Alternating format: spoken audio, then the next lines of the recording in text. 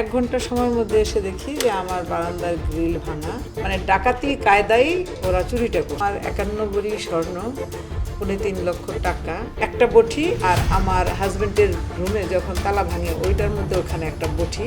ঘরে যদি ঢুকে যায় তাহলে হয়তো বটিটা ব্যবহার করার জন্য। 16 ডিসেম্বরে সন্ধ্যা 6টার দিকে আমি বাসা থেকে বের হয়েছি। বের হওয়ার পরে আমরা চলে গেছি হাজব্যান্ড ওয়াইফ দুইজনই আমার মেয়ের বাসায়। তো ওইখান থেকে ফিরতে আমার 1 ঘন্টা সময় লাগছে, যেতে 15 মিনিট, আসতে 15 মিনিট। 1 ঘন্টা সময়ের মধ্যে এসে দেখি যে আমার বারান্দার গ্রিল ভাঙা, দরজাটাও ভাঙা। এটা দেখে আমি চুরচুর বলে ইয়া করি, কিন্তু আমি ঢোকার সময় আমার মনে হয়েছে যে আমার বাসার ভিতরে কেউ আছে। এটা মনে হয়েছে কেউ দৌড় দিয়ে গেল, এটাও মনে হয়েছে, একটা অনুভব হয়েছে। আমার বাড়ির ছাদের পাশে একদম সুন্দর একটা গাছ আছে মেহগনি, ওটা দিয়ে নামা যায় ওঠা যায়। এত সহজে নামা যায় ওঠা যায় সেটা আমি কখনো চিন্তাও করে দেখি নাই যে আমার বাড়িতে চুর আসতে পারে। সাউথ টাউনে হোক আপনার স্বপ্নের আবাসন, শতভাগ রেডি প্লট, সাথে সাথেই সাফ কাবলা রেজিস্ট্রি। মানে ডাকাতি কায়দায় ওরা চুরিটা করছে। কি নিয়েছে? নিয়েছে হলো আমার 51 ভরি স্বর্ণ, 3.5 লক্ষ টাকা, আর এমনি কোনো কিছুই ধরে নেই। আর এক পাশের আলমারি ভেঙে ফেলছে, ড্রেসিং টেবিল ভেঙে ফেলছে, তারপরে আমার একটা স্টিলের আলমারি ভেঙে টাকা নিয়েছে। আর আনুষঙ্গিক যা যা ছিল আমার গহনা টুকটাক সেগুলি রেখে গেছে। না, কাউকে আমি দেখতে পাই না, তবে আওয়াজ শুনেছি যে কেউ আমার রুম থেকে বেরোয়ে যাচ্ছে। আমি যখন আমার মেন গেটের 3টা তালা খুলি তখন এই আওয়াজটা হচ্ছে। সন্দেহ আমি কাউকে করি না, তবে সন্দেহের বাইরেও কেউ না। যে আমি যখন যার মাল যায় তখন তার ইমান নাকি নষ্ট হয়ে যায়, আমি ইমান নষ্ট করব না। ইমানের প্রতি আমার অনেক আস্থা, আল্লাহর প্রতি, যে আমার বাসায় যারা করছে তারা চোর কখনো সাধু হতে পারে না। আর যদি শত্রুতামূলকভাবে করে থাকে তাইলেও সেটা চুরের মতোই করছে। আমার সাথে শত্রু আসে নাই, আমি মনে করি আমার কোনো শত্রু নাই। আচ্ছা, কেন চুরি হতে পারে বলে মনে করেন? কোনো রাজনৈতিক কোনো?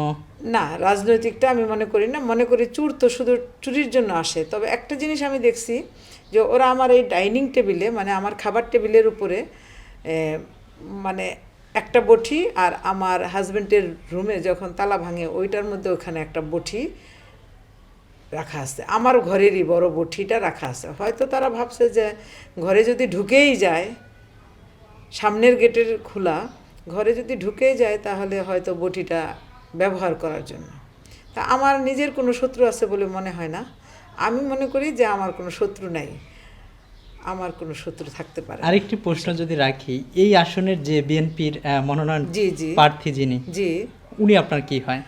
ও আমার মেয়ের জামাই, আমার কাছে আমার সন্তান। ওর কাছে আমি মেয়ে বিয়ে দিয়েছি 30 বছর, 35 বছর হতে চলেছে। তারপরেও ও আমার মেয়ের জামাই। কিন্তু আমার যদি একটা ছেলে থাকতো তাহলে আমাকে এরকমই ভালোবাসতো। আমি মেয়ের জামাই বলে মনে করি না। সবাই জানে অত্র এলাকার জাহাঙ্গীর সাহেবের আম্মা আমাকে, এটা মনে করে সবাই। আমি শাশুড়ি আম্মা না, এই ওকে পেটে ধারণ করি নাই, কিন্তু ওর মা হয়ে আছি আমি আজও পর্যন্ত। আমার আরেকটা জামাই আছে শামসুজ্জামান কাজল, ও আমার বোনের ছেলে। জাহাঙ্গীর ভাই কি এই ঘটনাটা জানতে পেরেছে কিনা? হ্যাঁ, জানতে পেরেছে। ও তাৎক্ষণিকভাবেই আমার বাসায় আসছে, এসে শুধু একটা কথা বলছে, আম্মু আপনি কান্না করবেন না, কান্না করা এটা ঠিক না, কান্না করবেন না, যেই মাল আপনার গেছে হয়তো সেটা আমাদের না, যার জন্য সেটা চলে গেছে। কত ভরি স্বর্ণ নিয়েছিল? আমার 51 ভরি স্বর্ণ নিয়েছে। নগদ কোনো টাকা বা? নগদ, হ্যাঁ, নগদ 3.5 লক্ষ টাকা। আর কিছু নিয়েছে? আর কিছু নেই। আপনার নামটা কি পুরো? আমার নাম সৈয়দ হীরামন। আচ্ছা, আপনি কি রাজনীতিতে কি ছিলেন? আমি রাজনীতি, ওইটা আমি নাইবা বললাম, প্রসঙ্গটা এটা বাদ। আমি রাজনীতি ছেড়ে দিছি 18-19 বছর, এটাই হচ্ছে আসল। ঠিক আছে, কোনো রাজনীতি আমি এখন গৃহিণী? হ্যাঁ, এখন আমি গৃহিণী। এখন আমি আমার 2 মেয়ের মা, 2টা জামাইয়ের মা, আমার 4টা নাতি নাত করে নানু। আচ্ছা, ঠিক আছে, ধন্যবাদ আপনাকে। কয়টার দিকে এই ঘটনাটা ঘটেছিল? ঘটেছে 6টা থেকে 7টা 30 মিনিট এর মধ্যে।